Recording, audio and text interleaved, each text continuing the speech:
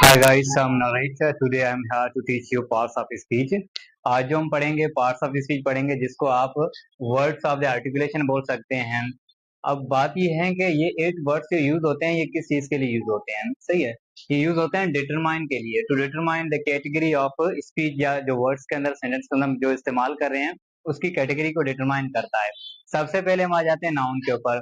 तो नाउन क्या है, सबको पता है, नाउन जो है एक नेमिंग वर्ड है। क्या है? नेमिंग वर्ड है। ये किसी भी नाम के लिए इस्तेमाल होता है, किसी भी चीज का हो, पर्सन का हो या प्लेस का हो, उसके लिए इस्तेमाल होता है। जैसे कि मैं एग्जांपल में लिखूं, किसी का भी नाम हो सकता है। जैसे कि मैंने लिखा नरेश है या सारिका है, तो ये क्या हमारे पास पर्सन का नाम है। जैसे कि हम जगह का नाम लिखें, प्लेस का, तो ये हमारे पास आ गई पार्क। और किसी चीज का नाम पेन, एटसेट्रा, तो ये क्या हमारे पास नाउन के एग्जांपल्स हैं। ठीक है। उसके बाद हम आ जाते हैं प्रोनाउन के ऊपर। प्रोनाउन क्या है? प्रोनाउन सेम नाउन है, आप नाउन को प्रोनाउन बोल सकते हो। किस सूरत में? क्योंकि प्रोनाउन जो है ये वर्ड प्रो का मतलब ही होता है बिफोर, यानी कि नाउन से नाउन की जगह को रिप्लेस करे। क्या करे? नाउन की जगह को रिप्लेस करे। Replace the noun instead of noun, noun की जगह पे जो इस्तेमाल हुए वर्ड उसको हम बोलते हैं प्रोनाउन। फॉर एग्जाम्पल की सूरत में हम लिखते हैं, जैसे कि मैंने यहाँ नरेश लिखा, तो नरेश की जगह में क्या लिखूंगा? ही लिखूंगा। और यहाँ दूसरा मैंने वर्ड लिखा है सारिका, तो सारिका की जगह में क्या लिखूंगा? शी लिखूंगा। किसी चीज के लिए मैं क्या लिखूंगा, या किसी के लिए तो मैं लिखूंगा इट लिखूंगा। सही है। और बाकी एटसेट्रा, जैसे कि दे है, हुई है, अस है, तो ये क्या हमारे पास प्रोनाउंस है। उसके बाद थर्ड वन है एडजेक्टिव। एडजेक्टिव को बोला जाता है डिस्क्राइबिंग वर्ड। डिस्क्राइबिंग वर्ड इस सेंस में बोला जाता है क्योंकि ये डिस्क्राइब करता है, किसको डिस्क्राइब करता है? नाउन को या प्रोनाउन को, इन दोनों को ये डिस्क्राइब करता है। उसके अंदर कुछ ना कुछ ऐड करता है।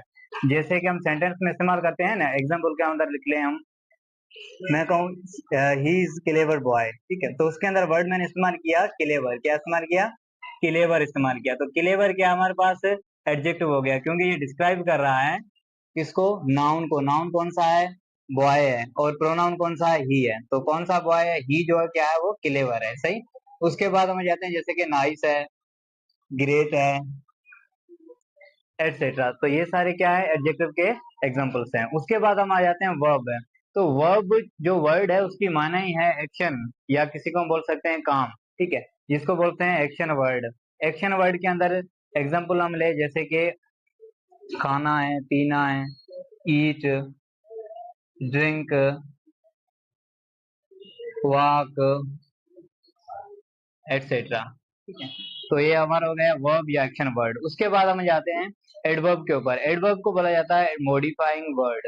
मॉडिफाई किसे बात करता है? अच्छा, मॉडिफाइंग के अंदर एक चीज आ जाती है कि मॉडिफाई करना किसी भी चीज को। किसी भी चीज का मतलब है, जैसे कि इसके अंदर आ जाते हैं वर्ब आता है, वर्ब के अलावा इसके अंदर आता है एडवर्ब आता है, एडवर्ब खुद आता है, और एडजेक्टिव आता है।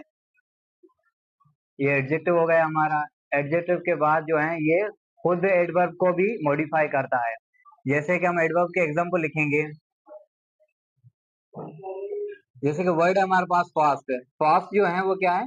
एडजेक्टिव है। सही है, तो फास्ट हमने लिखा। अब फास्ट के अंदर कितनी मॉडिफाइंग हो रही है? फास्ट फास्टली हो गया। क्या हो गया? फास्टली। Slow slowly. स्लो जो हमारे पास है वो एडजेक्टिव है। स्लोली एल वाई लगाने से क्या हो गया हमारा? ये हो गया एडवर्ब हो गया, यानी कि मॉडिफाई कर रहा है। किसको मॉडिफाई कर रहा है? इस एडजेक्टिव को मॉडिफाई कर रहा है।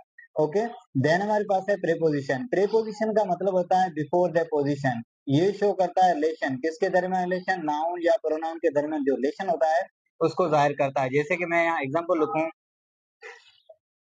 ऑन है, एट है, या इन है, एटसेट्रा। जैसे कि मैं कहूँ I am in the room, क्या मैंने वर्ड इस्तेमाल किया?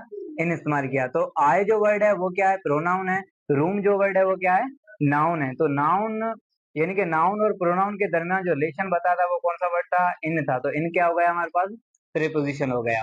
अच्छा, प्रीपोजिशन के बाद हम आ जाते हैं कंजक्शन के ऊपर। कंजक्शन वर्ड का मतलब होता है ज्वाइनिंग वर्ड। ये ज्वाइन करवाता है। किसको ज्वाइन करवाता है? या तो दो सेंटेंस हो या दो वर्ड हो। जैसे कि मैं एग्जांपल के सूरत में लिखूं, एंड है। क्या है? एंड है। मैं वर्ड इस्तेमाल करूं नरेश एंड सारिका, ओके, तो इसके दरमियान क्या वर्ड आया है? एंड आया। तो एंड हमारे पास क्या हो गया? कंजक्शन हो गया। ओके। या उसके अलावा हम इसको बट भी लिख सकते हैं, बट इस्तेमाल करते हैं। सही है। बट के अलावा हम क्या इस्तेमाल करते हैं? दैट इस्तेमाल करते हैं। दैट भी क्या है? कंजक्शन है, एटसेट्रा। ओके। उसके बाद लास्ट वन है इंटरजेक्शन। इंटरजेक्शन का मतलब होता है शोइंग फीलिंग्स। अब फीलिंग्स तो जाहिर करता है, किस टाइप की फीलिंग्स जाहिर करता है। इसके अंदर भी सेम हमने जो पढ़ा था एक्सक्लेमेटरी सेंटेंस, तो उसका भी सेम सेम सेम इस्तेमाल होता है, लेकिन थोड़ा डिफरेंस है। देखें, शोइंग फीलिंग्स, फीलिंग्स के अंदर हमारे क्या आ सकते हैं, जॉयज भी आ सकती है, और उसके अलावा ग्रीफ्स भी आ सकते हैं। ओके। और इसके लास्ट, इसके वर्ड के साथ जो है ना हम क्या इस्तेमाल करेंगे, ये एक्सक्लेमेशन मार्क्स लाजमी इस्तेमाल करेंगे। जैसे कि हम इस्तेमाल करते हैं हुरा, HURRA।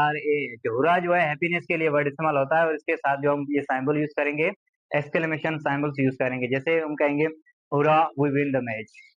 If this video is beneficial for you, then like it and comment it. Thank you.